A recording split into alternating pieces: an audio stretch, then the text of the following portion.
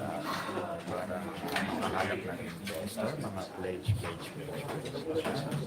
Kasi hindi rin makatanim dito ang ating investors. Kasi 60-40 nga. So mapupunta sa kanila 40. So much better kung 50-50. And then sana na-push na rin ang murang electricity sa ating bansa. Para syempre, pag mura, marami ding investor mag-invest dito. Kasi yung pinaka-dahilan din nila mataas ang kuryente natin dito sa bansa.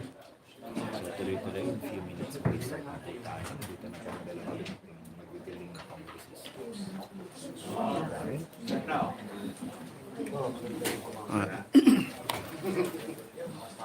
So alauna, start tayo guys. Few minutes na lang. Start na tayo. So loud and clear na po ba? Loud and clear. Loud and clear na po ba? Please comment down below. Kung narinig ako yung boses ko.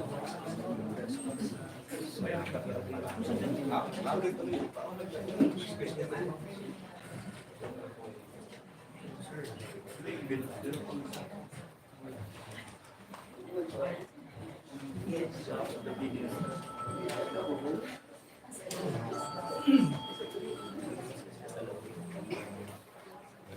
ko ba?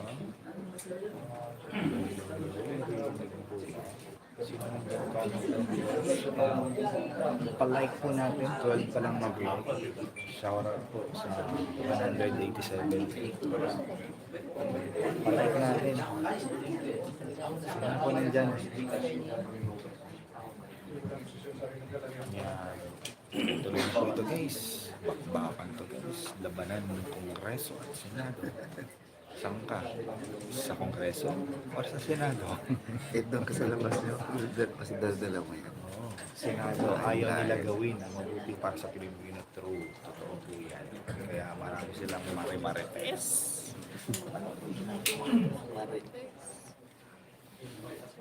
Ang Kongreso, tingnan mo, professional, nagpa-Presscon. Nagpa-Presscon sila. Sila pa hearing, tapos din sila nagagawa. 91. Start na tayo in 2 minutes. Taway lang po guys. Taway lang makbaka na tayo. Magaling kasi yan.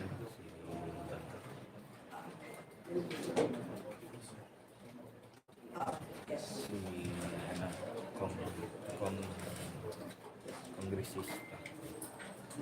Himbo. Stella. Yung magagaling sila lang kahit. Good afternoon, everyone. Start na tayo. For this afternoon press conference, we have the Senior Vice Chairperson of the House Committee on Appropriations and Marikina City 2nd District Representative Stella Kimbo. And we also have 4-piece party list Representative JC Avalos. Before we give the floor for media questions, let us allow first our guests to give their opening remarks. Stella. Salamat, Ryan. Magandang hapon po sa lahat. The House of Representatives has always taken the lead in protecting the welfare of workers. We have led in crafting policies exempting minimum wage earners and 13th month pay from personal income taxes, increasing the budget for emergency employment subsidies, and exercising oversight over social protection programs for workers, including PhilHealth. As such, we welcome any initiative that promotes the welfare of workers, such as Senate Bill 2534. Heeding Speaker Martin Romualdez's call to explore avenues for enhancing workers' net pay, whether through legislated wage increases or modifications to the regional wage board system, we are prepared to tackle pending bills in the House related to minimum wage increases. As we proceed with these discussions, our goal is to ensure that the legislation fulfills its intended objective, ensuring basic needs of their families. We certainly want workers to take home higher wages. However, implementing a uniform wage increase across all regions of the country, each with its unique cost of living, necessitates careful consideration. We want the wage measure to be equitable and considerate of diverse economic conditions throughout the country. Ang 100 peso wage hike sa NCR ay katumbas sa 16% increase. Pero para sa rehiyon, gaya ng Region 9 o Zamboanga, halos 26% increase ito. Subalit ang presyo po ng produkto ay nagkakaiba sa bawat rehiyon. Halimbawa, ang bangus sa Zamboanga ay 160 pesos lang kada kilo, habang halos 170 pesos per kilo na ito dito sa NCR. Sa makatuwid, malinaw na lugi naman ang mga nasa NCR. Malinaw din na kulang pa ang 100 pesos na minimum wage hike sa NCR. Gayun din, mas kawawa ang negosyante sa Zamboanga. Malaki ang itataas ng kanilang gastusin sa pagpapatakbo ng negosyo. The regional wage boards were established through the Wage Rationalization Act to determine and fix minimum wage rates applicable in their region and ensure it is responsive to the regional economic conditions. Because prices vary across regions, we let regional wage boards, consisting of government, worker, and business representatives, determine minimum wages. Ang unang dapat pag-aralan sa mga panukalang batas ay ang epekto ng pangkalahatang wage hike sa buong bansa, ang epekto nito sa iba't ibang sektor, at kung dapat ba nating isang tabi ang regional wage boards o mas paigtingin pa ang kanilang papel upang masiguro na sapat ang sahod sa bawat rehiyon. Pangalawa, kailangan malaman natin ang magiging net effects ng sahod matapos makaltas ang mga statutory contributions. Sa pagtaas ng sahod, magtataas rin ang SSS at PhilHealth contributions. For NCR workers, tataas ang sahod nila from 610 pesos to 710 pesos under the Senate bill. Pero magdadagdag sila ng 290 pesos sa kanilang buwanang kontribusyon sa PhilHealth at SSS. Sa pagkaltas ng contribution sa SSS at PhilHealth, ang net wage hike ng bawat minimum wage worker ay 72 pesos per day or 1,872 pesos kada buwan. Sa kabilang banda, ang mga employer ay kinakailangang magdagdag ng 3,160 pesos kada buwan sa pasahod sa pagkatataas ng 495 pesos kada buwan ang SSS at 65 pesos para sa PhilHealth. Ang net daily wage cost hike para sa mga employer ay 121.50 centavos per worker. Pangatlo, mahalagang tingnan natin ang epekto ng pagtaas ng sahod sa desisyon ng mga may-ari ng mga negosyo. Siyempre, hindi sila papayag malugi.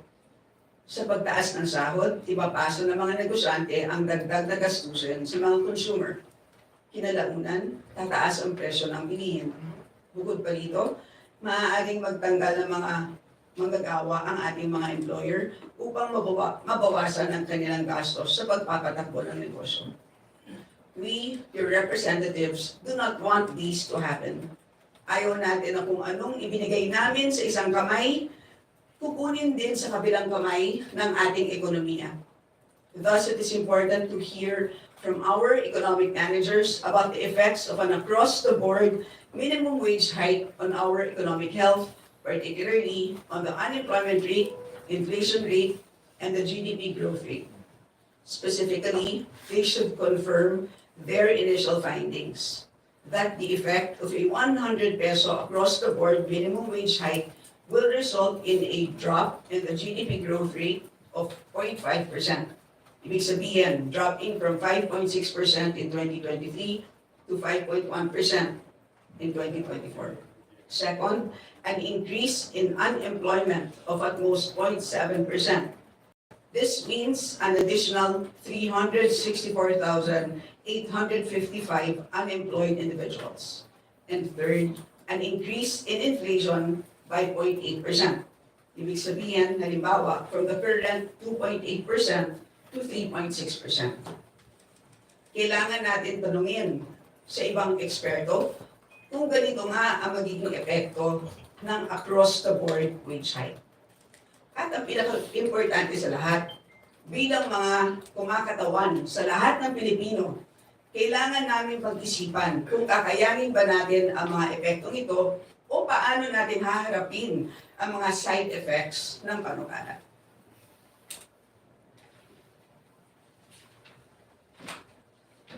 Ito ang mga mahalagang bagay na kailangan natin talakayin at pagdebatihan sa mga hearing.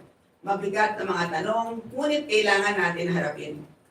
At habang pinag-aaralan ng masusi ng Kongreso ang mga maaaring gawin para sa pagtaas ng sahod ng ating mga manggagawa, I filed House Resolution 1595. This seeks to utilize the unspent appropriations allocated to PhilHealth for premium subsidies, providing immediate financial relief to the country's minimum wage earners. This is equivalent to providing a wage increase without cost to the employers. Ang temporary suspension ng premium contributions ng minimum wage earners ay magre-resulta sa pagtaas ng take-home pay nila at ang pagtaas ay depende sa rehiyon. Ito ay aabot sa 400 pesos sa mga manggagawa sa NCR. Sa makatuwid, sa House Resolution 1595, hindi kinakailangan ipasa sa consumer ang wage increase na matatanggap ng minimum wage earner dahil hindi dadagdag ang gastusin ng mga employer. At hindi po tayo mababahala sapagkat ang natirang pondo na binigay ng Kongreso sa PhilHealth noong 2022 ay sapat na para bayaran ang minimum wage worker contributions para sa buong 2024. At hindi pa natin pinag-uusapan ang sobrang pondo ng PhilHealth noong 2023. Kaya't hindi ito makakaabala sa kahit na anong hospital payments. At sa huli, hindi po ito laban sa pagitan ng manggagawa at may-ari ng negosyo. At hindi rin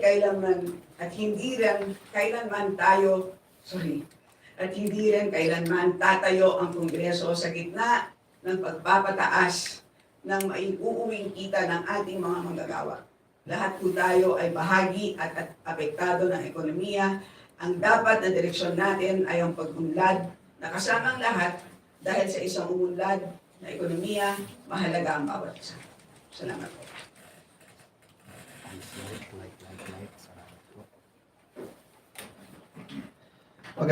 Magandang hapon po sa ating lahat.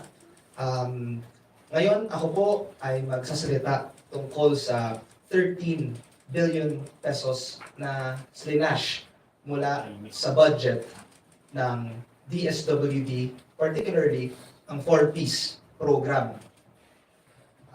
Alam naman po natin, kahapon, nag-release po ng press statement ang aking esteemed colleague, Vice Chairperson ng Appropriations, Congressman Jill Bongalon. And alam naman, makikita rin naman natin ito sa National Expenditure Program noong 2023. At kung ikukumpara natin ito sa General Appropriations Act of the same year, may makikita tayong difference of 13 billion pesos. Now, my esteemed colleague, yung statement niya, it was confirmed by the good Senator Amy Marcos, and she also explained the rationale behind the budget cut of 13 billion pesos.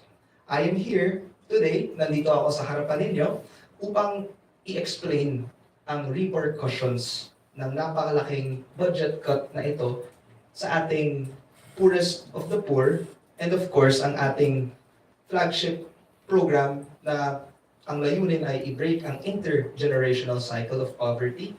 Makikita rin natin sa Philippine Development Plan na ang target natin, 28% of beneficiaries must be deemed self-sufficient.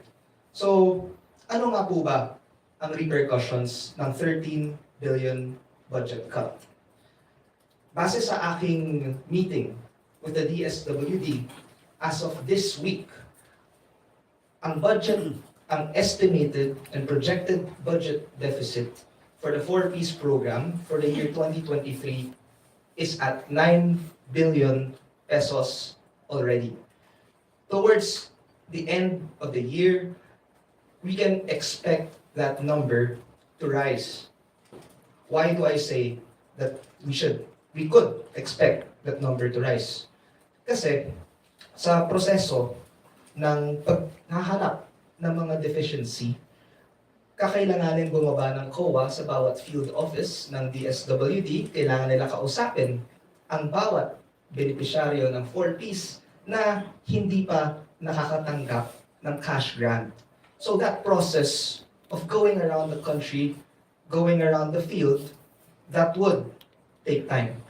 And once makolate na nila yung findings, it is hindi automatic na ma-augment ang budget ng DSWD upang mabigay na ang cash grant ng mga benepisyaryong matagal nang naghihintay ng kanilang cash grant.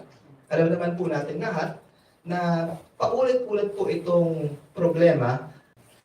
May mga 4Ps beneficiary na naghintay ng 5 taon and then sa 2023, doon lang sila nabayaran. We have to learn from the past. And of course, in order for this program to succeed, we need sufficient funding. And like I said, ito yung effects ng budget slash. Number 1, madedelay ang cash grants ng beneficiaries.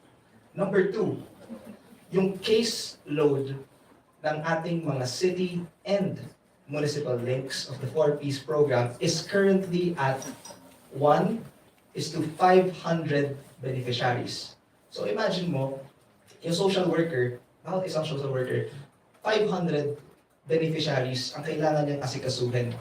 And it's even commendable kasi yun yung pinakamababang city municipal link is to beneficiary ratio na na-attain natin sa program. By March, we should expect that the ratio would be 1:800, obviously because of deficiencies in the budget.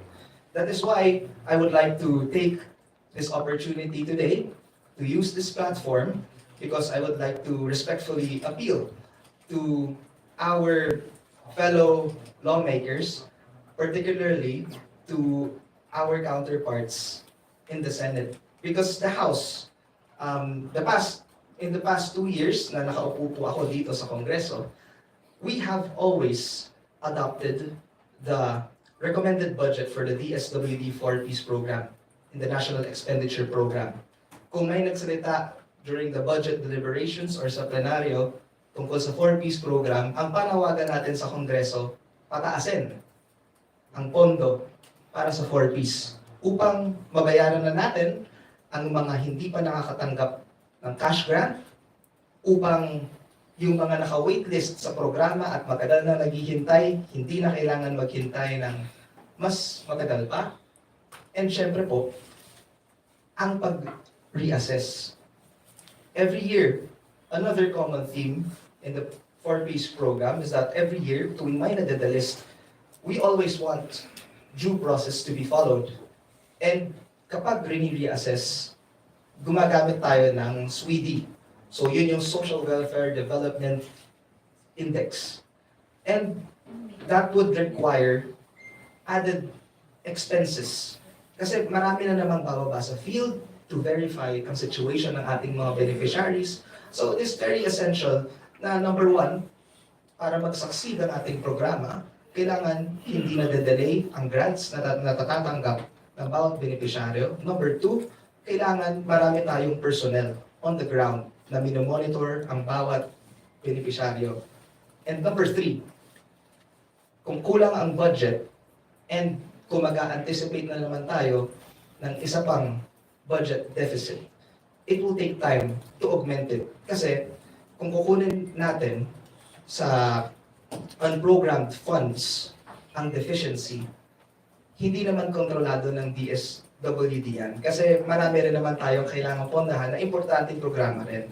So, what I'm basically saying now is that hopefully moving forward in the succeeding budgets, particularly for the 4Ps program of the DSWD, I hope that sana hindi na po magkaroon ng budget cuts para hindi na maulit-ulit ang ganitong sitwasyon. Dahil ang ating mga 4-piece beneficiary na naghihintay sa kanilang conditional grant, syempre, humihingi rin sila ng accountability mula sa government. And of course, magandang ibigay natin sa kanila yon and magandang mapagsilbihan natin sila ng maayos by providing our department the adequate funding in order for them to carry out their functions to the best of their abilities. Maraming salamat po. Thank you, ma'am. Thank you, sir. May we call on RD Cruz of ABS-CBN for the first question. Kong Stella, this is for you.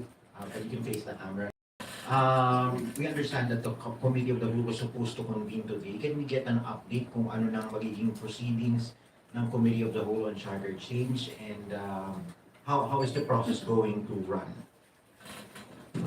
So, this, well, as of this afternoon, the committee of the whole will be moved to Monday. So this is because of the availability of the resource persons. So as you know, napaka-importante ang inputs ng ating mga resource persons sa panukalang batas. Paano bang magiging takbo ng committee of the whole? Is it going to be like your regular committee meeting? It's just that it's bigger, everybody's there.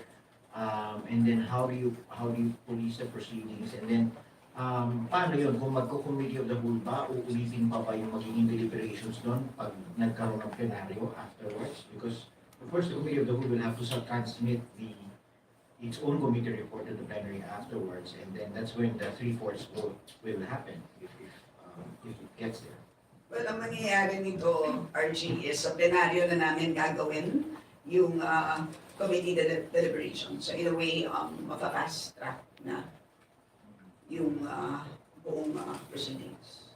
So when you do go to the plenary, when you constitute yourself as the plenary, pwedeng magboto ka na lang kayo. After, yes, that's correct. Thank you. Terence Milana of AFP Radio. Yes, good afternoon, ma'am. Ano po ang take nyo dun sa ipinasa na ng Senado na 100 peso increase?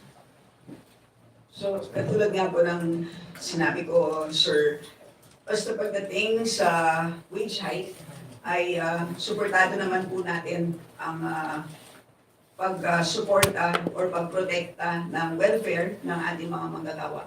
Ang kailangan lang natin siguraduhin is kung ano ang binigay natin with our left hand sa mga manggagawa. Ayaw naman natin na mawala sa kaliwang kamay through economic effects ang binigay natin sa kaliwang kamay.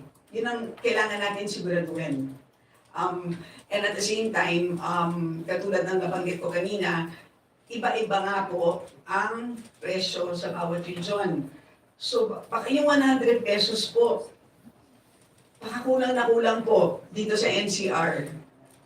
Baka sapat siya sa ibang region, pero kulang na kulang dito sa NCR kasi mas mataas po ang presyo ng bilihin dito sa NCR. So yun po ang kailangan natin pag-aralan. Yung 100 pesos po kasi na wage hike sa Senate bill, yan po ay across the board. Pareho po yan sa lahat ng regions. So yun po yung nakikita po natin na baka pwede po natin pag-aralan pa. So ang kailangan kasi dito is equitable siya. So yun ang, that's why we need to be able to get the inputs of our experts, particularly yung ating regional wage boards. Kasi sa ngayon, ang sistema is, pagdating sa minimum wage hike determination, pinapaubaya po natin yan sa regional wage boards. So that's the current system. So ang tanong is, isasantabi pa natin yan and adopt a uniform minimum wage hike for every single region? Yun ang question mark, di ba? So, ang pinakamagandang gawin is dinggin na natin, finally dito sa Congress, ang several pending bills. So, Nag-range po siya sa 150 pesos, I think up to 350 pesos. Yun po ang range ng pending bills dito po sa Congress. So kay Deputy Speaker Raymond Mendoza po yung 150 pesos. So sa pagkakaalam ko po, next Tuesday na po ang magiging hearing ng Committee on Labor and Employment. Thank you po. Thank you, ma'am. Gab Lalo, Inquirer.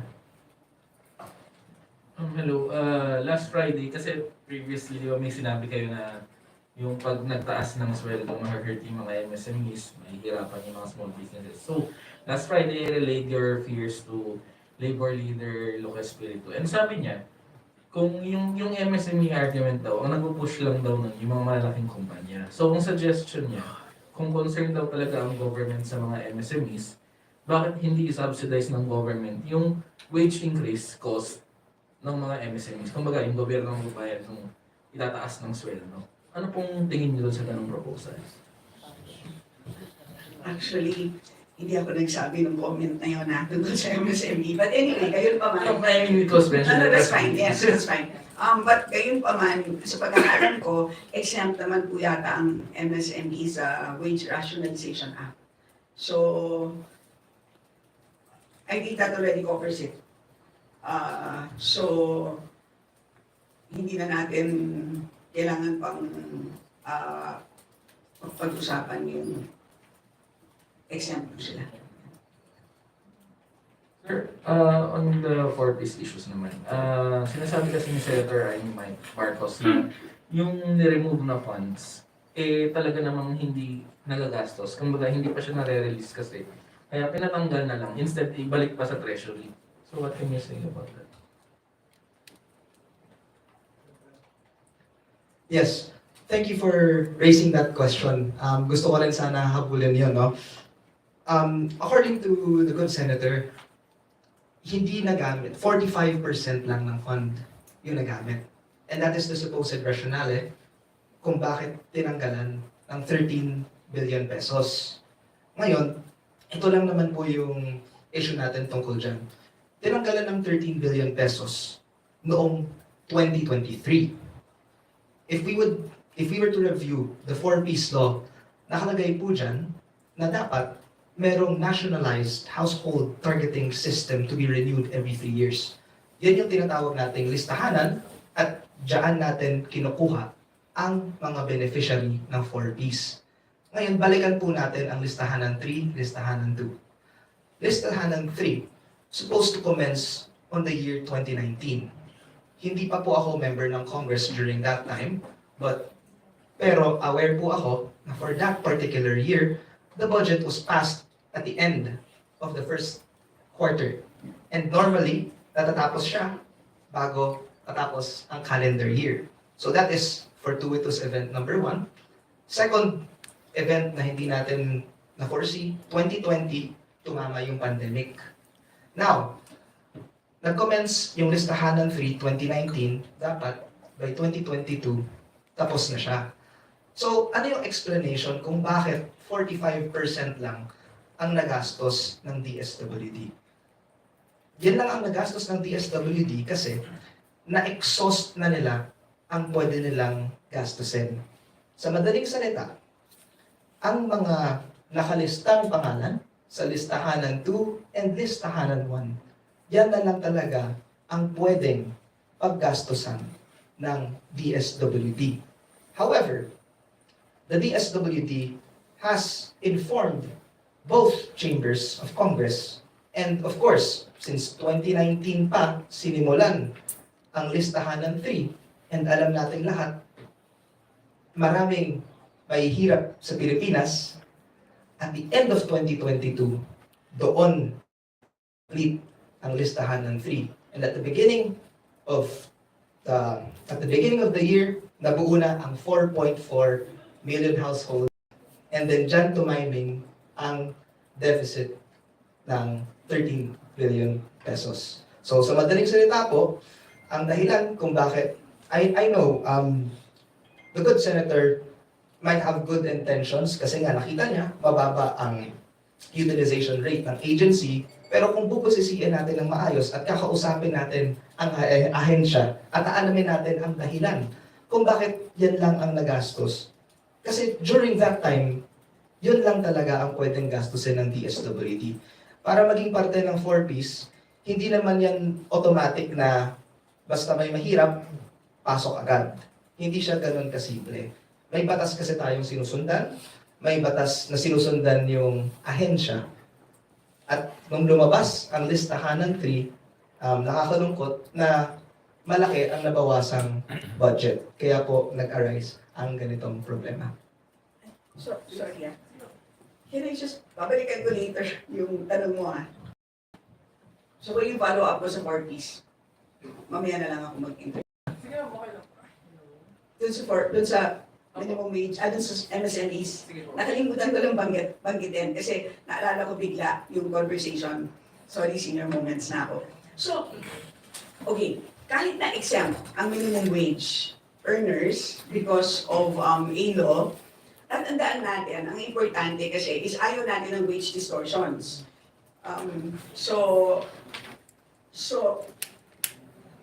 I mean, kahit na ang wage hike affects to the, minimum wage hike obviously affects only the minimum wage earners, kailangan din natin i-adjust yung next income bracket, di ba? Kasi syempre, hindi naman pwedeng magiging pareho ang sweldo ng pinakamababa at yung susunod.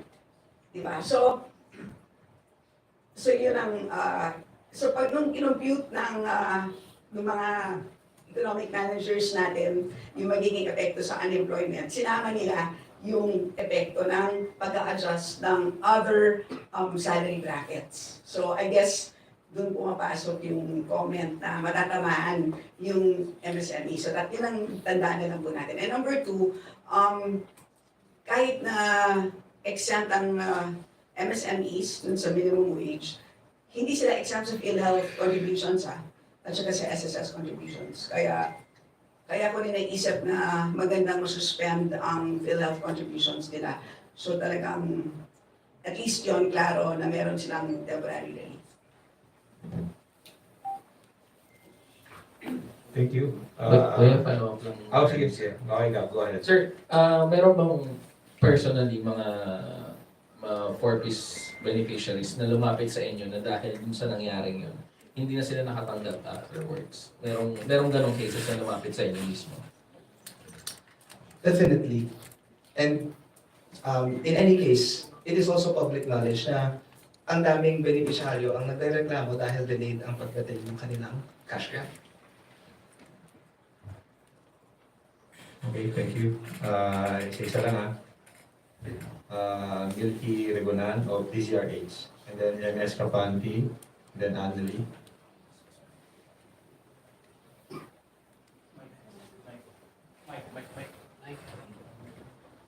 Good afternoon. Ang Stella, hapon po sa inyo. Based on your statement, kung konsulta ninyo yung mga economic managers on the effect sa ekonomiya.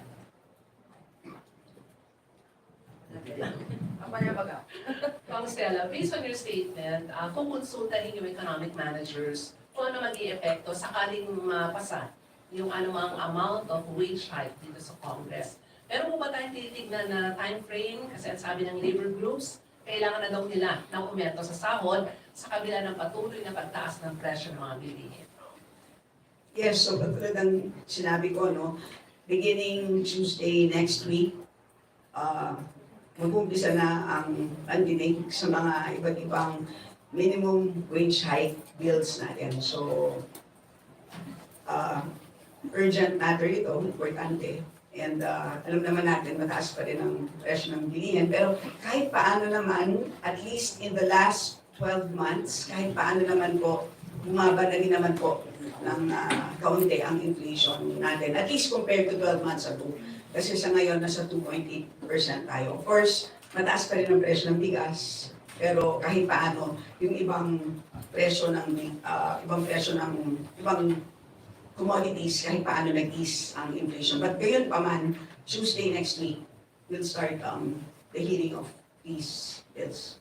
And we will expect some report from the economic managers from Malacanang. No, we will Like Tuesday. invite them as resource persons, katulad ng usual natin na gawin. Ma'am, samantalahin ko yung tanong yung divorce bill, finally nasa plenaryo na ng Kamara. As a Lady Solon, especially as a wife and mother, your stand on this?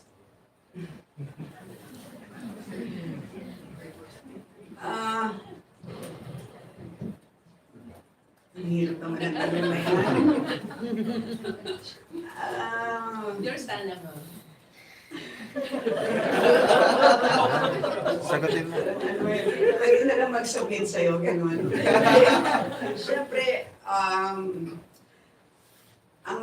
mga parameters, siyempre dyan is, yung una sa lahat is yung mga sitwasyon that leads to marriages that need to be dissolved. Right? Halimbawa, mga sitwasyon na nagkakasakitan, di ba? Yun naman talaga ay dapat, sa ngayon kasi hindi siya ground, hindi po ba? So, tingin ko kung yan ay, kung ang existing laws sana natin ay maging klaro na yan ay ground for separation, sana yung existing framework pwede na sana amyendahan na lang. So ako, ganun yung aking pagtingin, di ba? But ako, bukas pa naman ako. Sa akin, yun yung mga, wala pa rin akong pinag-iisipan pa, basically. But ako, at the end of the day, bilang babae, pinaka-importante sa lahat, ay dapat naman ang bawat babae o lalaki, kailangan safe at happy sa isang relasyon. So ang stand mo sa ngayon, ma'am, is pinag-iisipan pa. Oo, at bukas, at syempre, I will have to, kasi hindi siya madali, hindi siya, kailangan pakinggan, at kailangan isipin din kung ano ang modalities ng pagbuwag ng isang relasyon. Madali bang may papasa, ma'am, yung divorce bill? Yun din yun, di ba? May consideration din na gano'n. May political considerations kung magiging mahirap, madali. Meron bang mas madaling paraan and at the same time that addresses all our needs. Kaya ako, I will carefully study the matter. Thank you, ma'am. Thank you. From GMA Online, Dennis Capanti, you're recognized. Hi ma'am, good morning po. Divorce din. Yung number 2 po kayo. Pero yung number 1 ma'am, listening to your arguments, sa tingin niyo po ba ang gustong i-pursue ng House ay wage hike, but the wage hike will, yung amount ng wage hike will vary per region?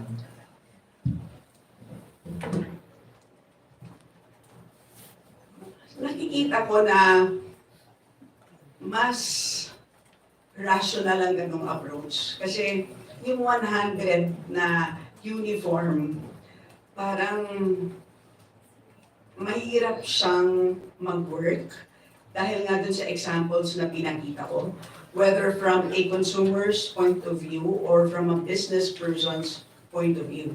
Diba? So kung consumer ka, NCR tayo, para sasabihin mo, ang liit naman ng 100, hindi kasya. Pag nandun ka naman sa tawi-tawi, negosyante ka, sasabihin mo, teka muna, parang ang bigat ng 100. So ang sasabihin mo, magbabawas na lang ako ng workers. Or baka siguro mag-invest na lang ako sa automation. So magiging, in effect, anti-labor naman yun. So mas maganda na pag-isipan natin kung ano yung wage hike na appropriate, sufficient, fair sa bawat lugar. So, hindi siya madali.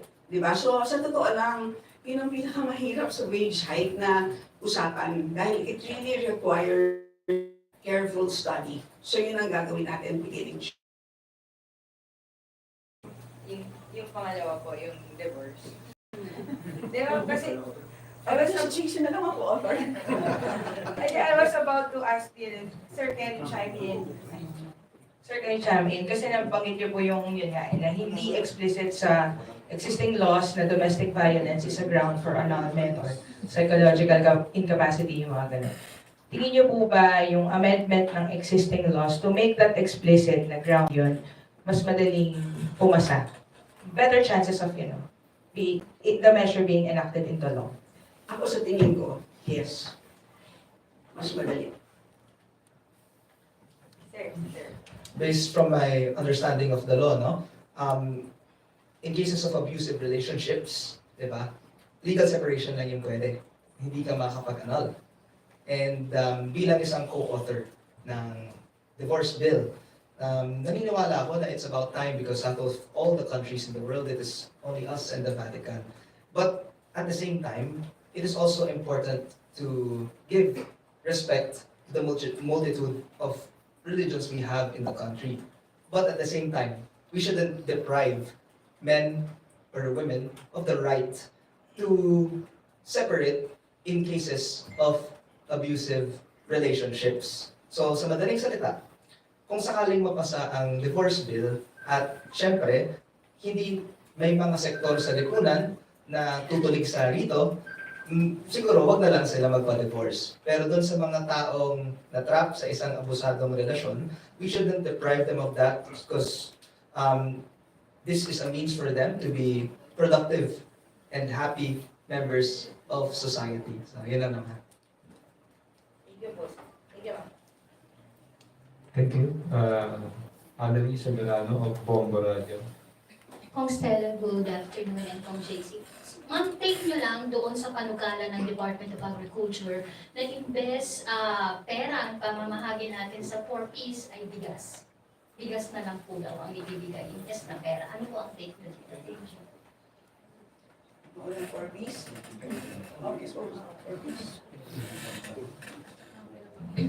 Of course, I think we need careful study and scrutiny on that, but if it were to be my personal preference, syempre, mas maganda pa rin in the form of cash grant. Kasi yun na rin yung nakasanayan natin and there are already systems in place kung paano ma-receive ng beneficiary ang cash grant.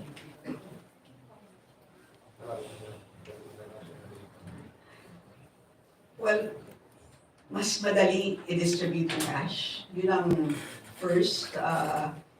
Ekonomista kasi ako, yung parang ko ano yung pinaka-efficient. And ang pag nagbigay ka kasi ng cash sa isang mahirap na pamilya, yun din naman ang pupuntahan ng cash. Mapupunta talaga sa your most basic need, which is bigas. Ang problema kasi kung bigas, magpro-procure pa ang isang ahensya. And alam naman natin na hindi tayo magaling sa pag-procure, nagtatagal, and at the same time, baka alam niyo na, magkaroon pa ng kung ano-anong pangyayari. So, yun ang mga downside. Pero kagandahan sa bigas, alam nyo, sure ka na mapupunta talaga si bigas, hindi siya mapupunta sa sugal or alak or sigarilyo. So, yun ang may upside, may downside. Pero pangkalahatan, may advantage in terms of bilis and in terms of bilis ang cash grants.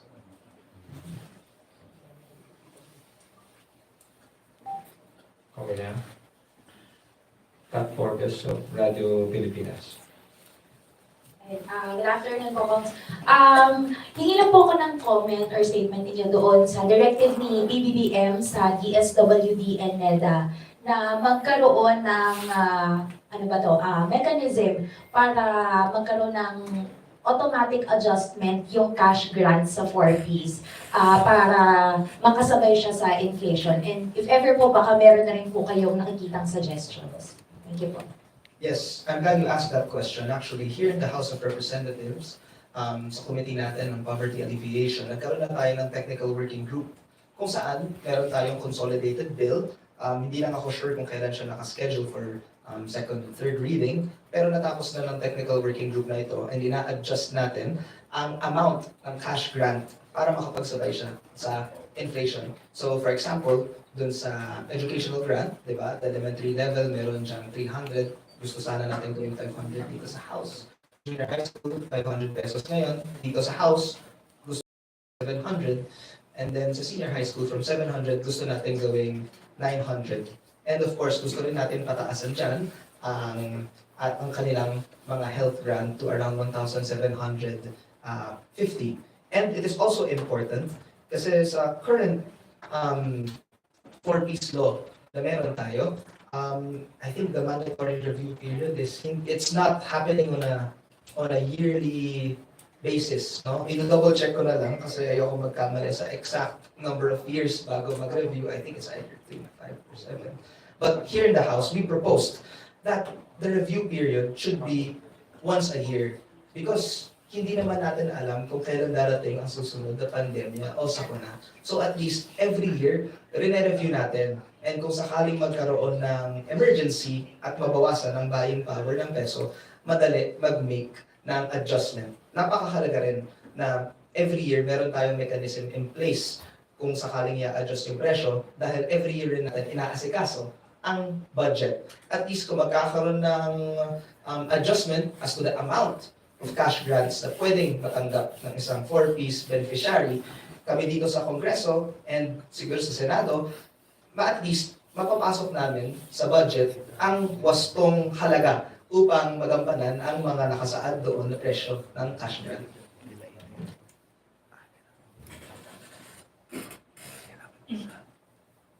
Okay, Kat? Mela of Channel 4. Hi, Constella, and even Kong Abalos can also add po, no? About lang po dun sa pag-move sa Monday sa RBH, pagtalakay sa RBH 7, can you share to us sino po ba yung mga inaay natin na may conflict sa schedule kasi I understand even the TBF parang nasa Cebu po ngayon, and sino-sino po kaya yung inaay natin na humarap din dito sa pagtalakay ng RBH 7? And natanong ko na rin po to actually kaninang umaga, pero may ask also your view na even si President Marcos sa isang interview kahapon ay nire-iterate niya talaga yung kanyang pagnanais dito nga sa economic charter change na talagang mapush na sa Kamara at Senado. Pasensya na po, wala ako sa Committee on Rules, so hindi ko alam yung at sa Committee on Constitutional Amendments, so hindi ko nakikita ang listahan. But generally, ang nakikita naman natin na inibitahan would be, of course, the chambers, no? Kasi sila yung directly affected, yung mga mismong foreign investors na papasok. So, para ma-validate kung ano ba talaga yung pakiramdam ng mga foreign investors, ano yung pagtingin nila sa Pilipinas. At sila yung nagre-represent kasi nung mga yon. That's number one. Number two, nandiyan din yung mga maapektuhan ng mga pagpasok ng ating mga foreign investors. So kasama dyan yung mga representatives ng small businesses. Number three, of course, ang mga ekonomista, members of the academe, na silang makakapagbigay hopefully ng isang objective na pananaw. Dahil ang mga to, matagal na po nilang pinag-aaralan ang economic provisions at kung anong naging epekto nito sa ating ekonomiya. So, alam nila may mga case study sila, ano nangyari sa PIATCO, etc. Meron silang estimates ng cost to the economy. So, yun ang mga invite po natin. So, hindi ko alam kung sino yung mga may... And of course, syempre, ang ating economic managers. Hindi ko alam po kung sino yung mga schedule conflict. Pasensya na po. Of course, I think it is a welcome development that this will be discussed sa plenary bilang isang committee of the whole. That way, there will be more people, more minds on board. Mapapakinggan natin kung ano nga ang pulso ng ating mga foreign investors, ang tingin nila sa ating bansa. And at least on the part of the House of Representatives, mas maraming magpa-participate and malalaman talaga nating lahat at mapupusisi natin ng maayos kung ano nga ba ang magiging benepisyo kung buksan natin ang ganitong mga talakayan.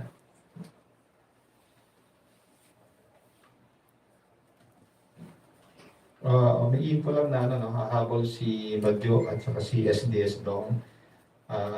Ma'am, you have closing remarks? Dito lang, sorry. Vic, of Net 25, sorry.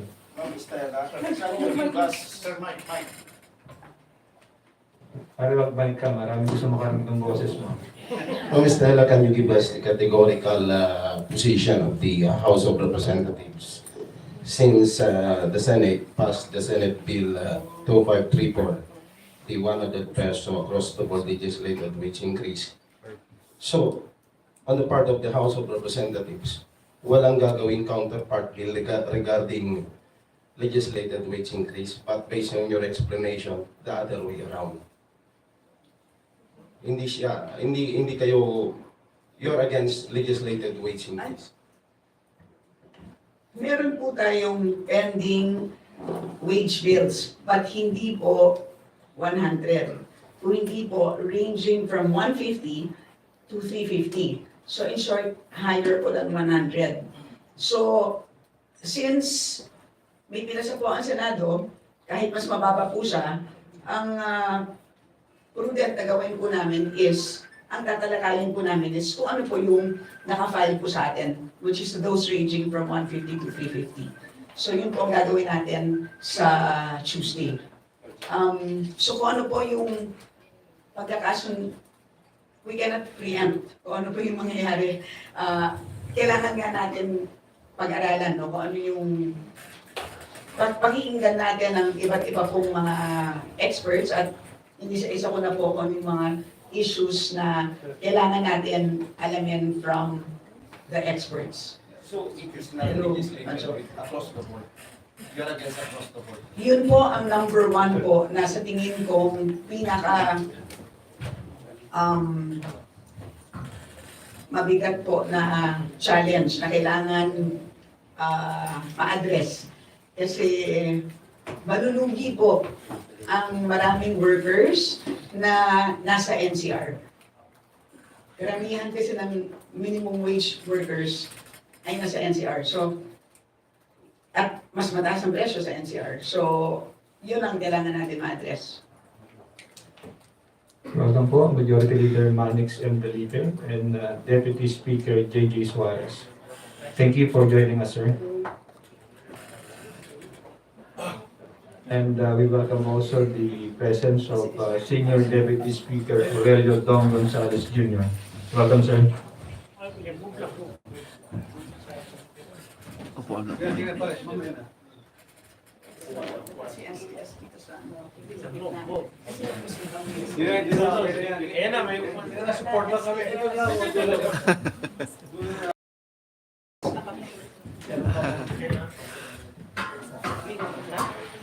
Yeah, okay na. Ayan, kasi na. Okay na. Sir, Ay, do you have may any dumating opening po, remarks guys. or May go ahead and ask the dumating. question? RD Cruz of ABS-CBN. Sir, for the majority leader, can you walk us, si Comstar already told us kung bakit hindi natuloy yung Committee of the Whole today, but my question na lang for you is, can you walk us through the process, what will happen in the Committee of the Whole on Monday and in the succeeding days, and then what will happen all the way from the Committee of the Whole until the plenary and the 3/4 vote? Yes, I think it was already announced that we have rescheduled the Committee of the Whole hearing to Monday. It is for the reason that we have already been inviting the resource persons and they'll be available on Monday. So it will be a series of hearings and I do not yet have a definite timeline until when we'll be conducting the hearings. But definitely, we would allow members of the House of Representatives to exhaustively discuss and deliberate on House Bill number 7. So, inibita po namin yung mga resource persons, kung may mga tanong ang ating mga kasama dito sa Kamara, they can ask and we will proceed. And wala pa namang kaming ibang one. But after, finally, if we have we're ready to present the committee report, then we'll present it to the plenary in session. Sir, ano po bang pinagkaiba ng Committee of the Whole proceedings dun sa nakagawian nating committee proceedings versus dun sa plenary deliberations naman po? The committee of the whole involves everyone already. Unlike in a regular standing committee, you only have members who were elected to be part of that committee. Here, everyone is already part of the committee of the whole, and it is a process which will in fact expedite the proceedings wherein deliberations on the committee of the whole will now be more inclusive of everyone in the House. So kasama na po lahat. Hindi na to paulit-ulit pa. Kasi kung gagawin natin sa committee level lang, tapos limited lang yung membership based on the elected members of the committee, uulit na naman sa plenary session yung mga tanong na dapat natanong na ng lahat kung na-convene natin na sa committee of the whole, which we are doing, will be doing on Monday. So, mas mabilis lang siya, yung process. And if I may add, Major, one advantage of the committee of the whole is everybody gets to participate in the discussions. As opposed sa isang committee hearing, tulad ng sinabi ng ating majority leader, yung mga miyembro lang muna ang magdi-discuss. So given the gravity of the topics to be discussed, given that we will be discussing, debating on amendments of the Constitution, we thought that it would be fit that everybody should participate. All 309 members of Congress participate, and let us open the doors to everybody's ideas, opinions, suggestions, topics, violent reactions, if there may be, just so that we can show that there is indeed truthful discussion from all sectors, from all regions, from all districts, from all provinces, represented by their respective congressmen duly elected by their constituents. May pakabalan po akong tanong kay Majo. So, ibig po bang sabihin nun, pag natapos yung Committee of the Whole Proceedings, pagdating sa pag-submit nyo ng committee report sa plenaryo, ay magbobotohan na lang kayo? Yes, that's it. That's part of the process. Unless the committee of the whole decides another recommendation. So, as far as regularity, yun ang magiging proseso natin. When we go on second reading, then we will vote on it on second reading. Sir, so after you have your third reading, kasi second reading tapos mag-third reading, after third reading, aantayin nyo na yung version ng Senate, and then what happens next? After ng third reading po, what happens next? Well, we will transmit it to the Senate, what we have done, ang output namin. Is it possible that you will just also adopt their version as an amendment to your version? Yeah, anything is possible. If it will expedite things to make things faster, because even in previous conversations with the Speaker, masaya na nga kami, even the House leadership and the other members of Congress, masaya na kami sa nangyayari ngayon na pinag-uusapan na to, pinagdedebatihan na to sa Senado. It's a start. For 4 decades, there has been nothing happening in the Senate with regards to the amendments, particularly on the proposed economic provisions which are deemed restrictive by would-be investors. So ngayon, we're happy if we can push through and have at least 3 economic provisions amended, and would lift those restrictions, and we'll be happy. Okay na kami doon. Thank you, sir. Just to add, No, here, of course.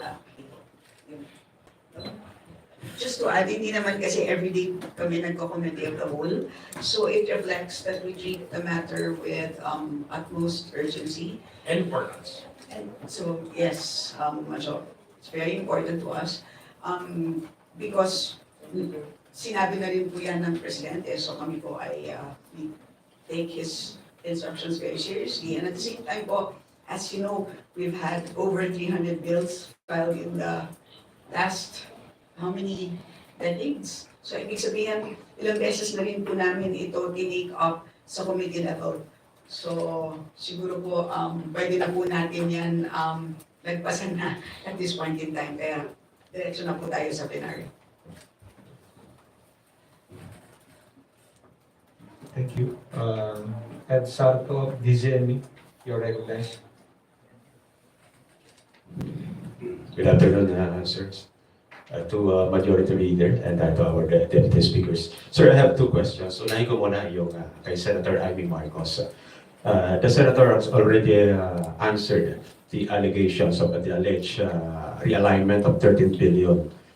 It was originally daw, talagang nasa budget, but removed during the BICAM because of walang fiscal space. Ano ba bang sagot natin doon? Yes, I will repeat my answer a while ago.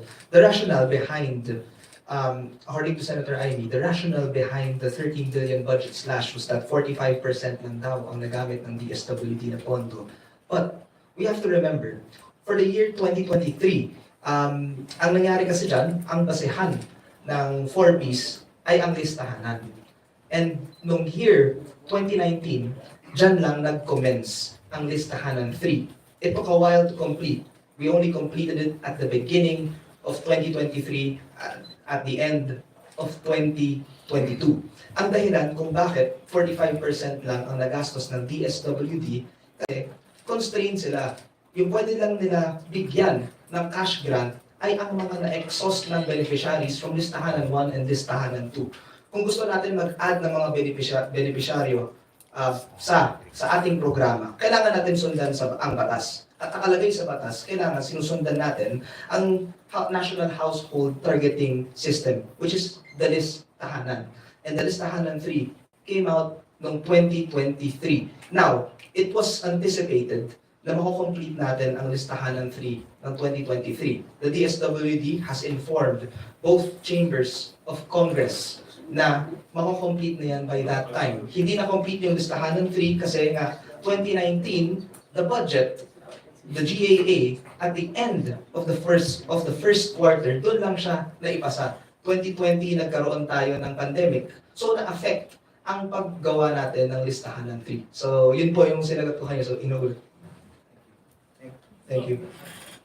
Yeah. Stella.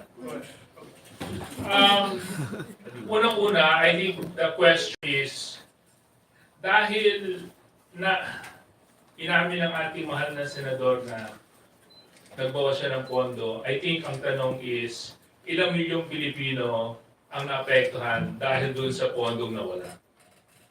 Kasi base sa sinabi ni Congressman Avalos, matapos na magpala yung listahan by 2023, so therefore, may target beneficiaries na dapat yon. Now, in so much that she said that she removed the funds and diverted it somewhere else, which I think wouldn't affect the fiscal space dahil may budget ceiling naman tayo, ang mas malaking tanong, ilang milyong Pilipino at ilang households ang naapektuhan dahil nailipat yung pera. At mukhang hindi lang yata noong 2023 nangyari ito. So, JC, can you elaborate on this? Yes. To elaborate on that further, nakipag-meeting ako sa DSWD just recently. And as for the year 2023, meron na tayong projected deficit of 9 billion pesos. And like I said a while ago, at the end of the year, expect that number to grow. Kasi kung nagre-review tayo for our deficiencies, yung COA, bababa pa yan sa field, sa bawat field office ng DSWD, haharap pa yan sa bawat beneficiaryo. It is a very long process. And at the end of the year, expect na more than 9 billion pa ang deficit. And it will not be easy for the DSWD to find funding for the deficit.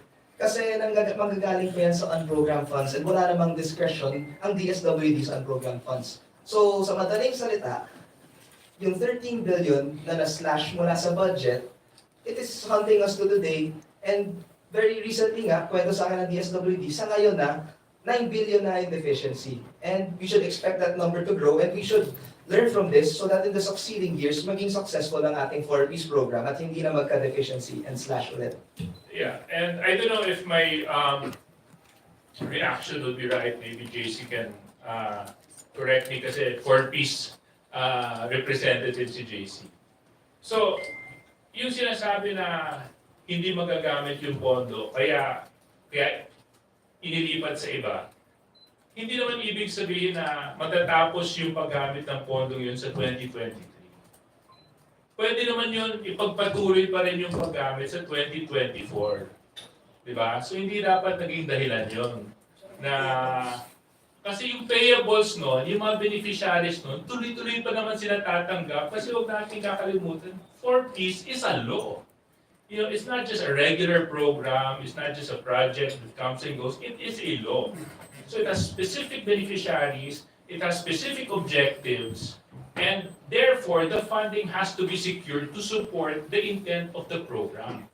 Now, of course, with this revelation that we found out a few days ago, I think it is incumbent upon the House to find out kung ano naging epekto nito sa programa, number 1. Number 2, kung ilang milyong Pilipino at households ang naapektuhan sa programang ito. And of course, kung babasihan po natin yung statements ni Secretary Rex kahapon, kung paano pa natin palalakasin yung 4Ps. No? I think the President has come up with some ideas in how to make it more responsive, considering the inflation that is happening in our country. Para sa ganun, yung piso mo dati ay ang effect nun ay piso pa rin katumbas na tulong ang may bibigay ng gobyerno. So, yun po yung aking opinion tungkol po doon. Sir, pwede pang another question. One more. On Pastor Apollo Kibuloy. I understand na nagpadala na kayo ng subpoena. Na-serve na po ba yung subpoena? Natanggap na? I understand that the committee is Kasya, already malaki. to Pastor Kino. Sure, sir. In Davao? Talagay ko na ipadala na po yun kasi I talked to the chairman and to Vice Chair John Pimentel na napirmahan na yung subpoena and the Senate. Is there any feedback kung natanggap na po, na-serve na yung subpoena? Hindi ko pa lang alam.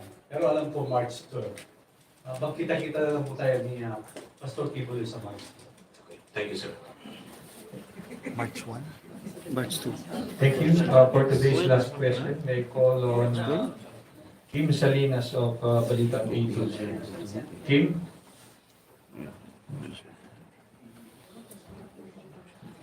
Good afternoon po. Kim Salinas from A2Z. Madjo, our senior deputy, kung sino po pwede. So, sir, kasi yung ano natin, yung RB87 tax relief, sino yung mga natanong na to kanina, pero hindi siya na ano kasi wala sa committee of rules si Kong Stella. Pero sino yung mga specific person o focal persons natin na inimbitahan dito sa darating na Lunes? We'll just furnish you the list. Walang dala dito. But, we can forward it to you. Pero ilan sa yung inaasahan natin, yung specific person? Wala po kasi dinidivide din namin kasi we will be having hearings on Monday, Tuesday, and Wednesday. That's now the plan. So, we will not be only conducting one hearing per week. The plan is to hold at least 3 per week. So, we have to divide. And we will just furnish you later on the resource persons that will be invited next week. Sir, last question. So, ibig sabihin, sir, talagang itong committee on the whole natin na gagawin, talagang tapos gagawin nyo pa 3 times a week, talagang urgently needed na maipasa itong RB87, sir. We would like to work on it, and we have been working on it. The House of Representatives has been working on it for 4 decades. 300 measures filed. So, yung kung roadshow nga, nagawa na namin yung roadshow, yung mga hearings regarding amendment, constitutional amendments, nagawa na yon. So ngayon, it's another repeat. In fact, some of the resource persons will be inviting again for the nth time. Balik-balik na lang kami. But since we are so concentrated in trying to help this country, especially in amending those restrictive economic provisions of the Constitution, and also with the orders of the President Bongbong Marcos, that the Senate take the lead and we follow suit. Ito na. Hindi lang kami, we're not just following the Senate, but we're also trying to add more time to see to it that we will be able to hear everyone by convening the committee of the whole, and as much as possible, we'll try to exhaustively discuss it. Kaya lang, hindi kami mag-hearing dito once a week, 3 times a week, at lahat na. Hindi ito subcommittee, hindi lang standing, buong plenaryo, buong membership ng House of Representatives nandiyan na to show our seriousness and to show our desire to push for those economic provisions be enacted. Yes, very quickly lang po. Just to assure you, hindi po kami shortcut. In fact po, parang repeat performance na lang po ang ginagawa namin because nga, paulit-ulit na po namin ginawa ito. Yun, hindi sure kung shortcut, hindi na kami mag-hearing 3 times a week. Diba? Mga 1 oras lang pwede na. But we want to show, we're gonna hear it 3 times a week. We're gonna hear it for a couple of weeks. Kung hanggang saan matapos yung mga tanong ng ating mga congressman. So, ganun kaseryoso yung House of Representatives. And it's our work ethic. Ganun naman talaga kami magtrabaho. Diba? We work double time. We work all the time. In fact, I mentioned a few days ago, since we work hard, we work double time, overtime. We have already passed a lot of the led-up priority measures. Ganyan po. Kaya napapasa namin. Kaya ngayon, kung nagtatanong po kayo na matatapos namin to, obviously, we'll be able to finish this with 3 hearings a week. I'm sure we'll be able to act with dispatch on this measure. We thank our House leaders, Major Manix, Senior Deputy Speaker Dong, Deputy Speaker JJ, Congresswoman Teacher Stella, and Congressman JC for joining us today. To everyone, thank you for your participation. See you tomorrow. Andy!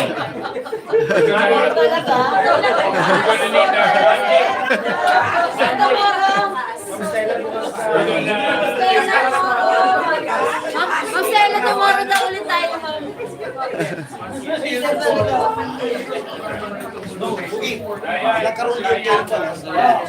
We're gonna need a bigger room na. Tapos magiging kwarto yun. Sisigipan na sila. Ha? Ang hirap sa sakit. Hindi, at saka interesting yung committee of the whole. Sana araw-araw yung cover na live. Yes, sir. Picture ba kay Deputy Congress, ha? Picture ako. Isa kasi sa mga iba. Picture mo ako. Picture mo ako. Ano? Hindi, may mga... Sa mga vlogger na Actually, maganda pa nga. Pwede. Yung ibang mga tao, pwede pa silang manood. Tapos May mga camera pa sa likod. question sa congressman na magtatanong.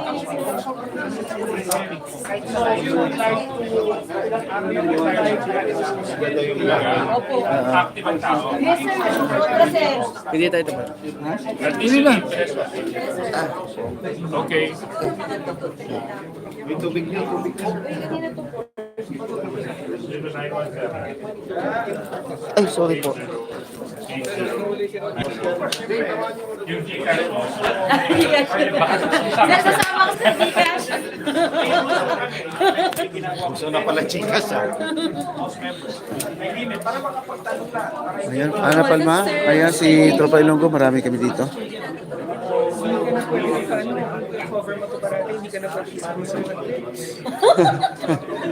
Everyday na nandito. Iba na lang ang Sultan Kudarat. Ang trips kasi is always Sunday, Monday. Si Representative Kibos sa pages niya kanina. Sabi ko, yung support. Ang sabi nahanap niya yung 5th and 6th na cellphone nila.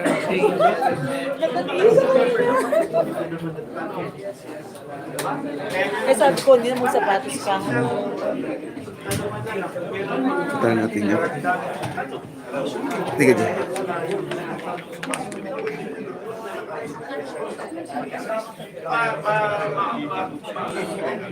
ma-discuss na yung mga queries ng mga House members with regards to RBS.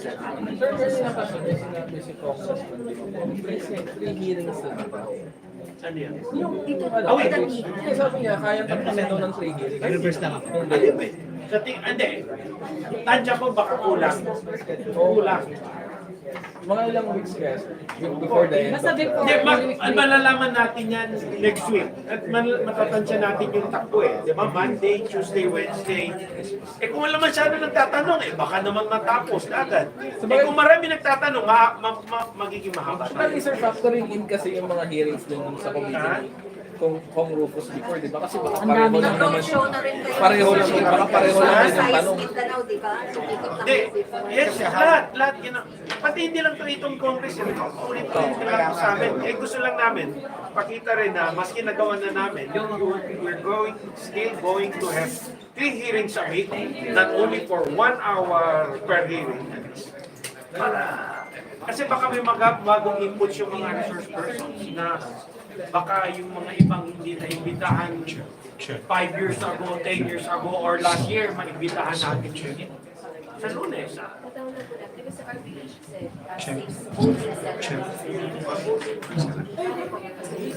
Wala na, di na naka-live. Di na po naka-live.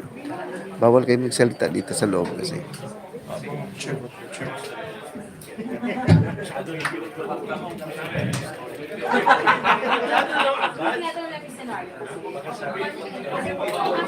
a good question. Mas ang pwede namin sabihin, yung version namin, which you mentioned, exact yun na in todo sa galing sa Constitution. Wala kami ginagawa. Nagets, no? Yun ang nakalagay sa kanyang binago nila. So, depende. Kung baka gusto nila, umupo kami. Kailan kapasok yung letter people? So, hindi. If your question is paano yun, baka kailangan kami magsama. Pagbubuan namin. Together. Diba? Hindi ba kailangan magsama kami? We have to be together to solve that issue. Pwede na yan bukas na. Sagutin niyo. Bukas Monday na. Monday. Kasi may question siya eh. Di ba yung may Pero open pa rin so, but it may also pave the way for the Senate and the House.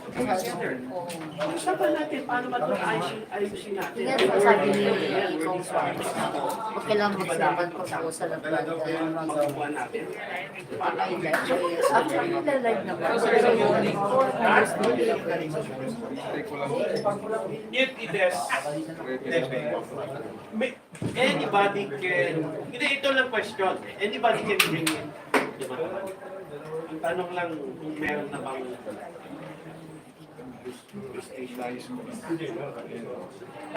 pagtingin ng Supreme Court. Bakit yung dinadala sa amin? Wala pa nga kayong ganung stage eh. Hindi pa kayo, kung sino na assembly, hindi pa kayo pa tinatanong nyo na yan. So siguro probably, if we reach a stage na pag dinala mo sa Supreme Court, sabi ng Supreme Court, tama. Pwede na kami mag-decision. So, ang question is, kailan yun? After natin, sa kahapon ba tayo?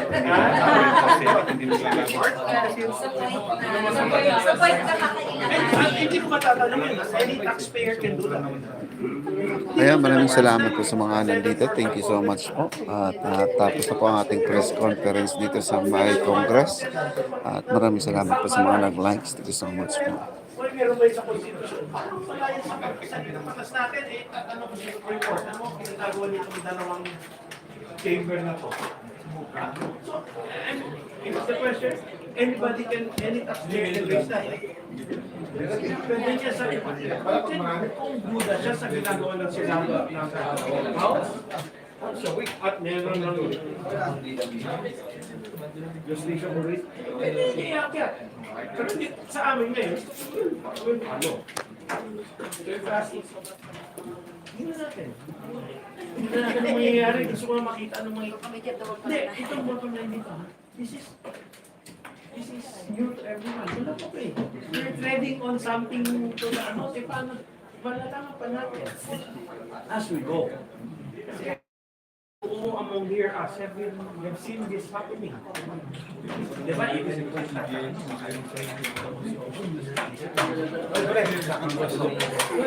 Kung naisip na nila, ito nilagay na sana nila ng ARD. Ewan ko ha? O unless, meron silang interpretation na iniisip na hindi natin mabasa ngayon. Na gray area. So, yun po, sabi mo.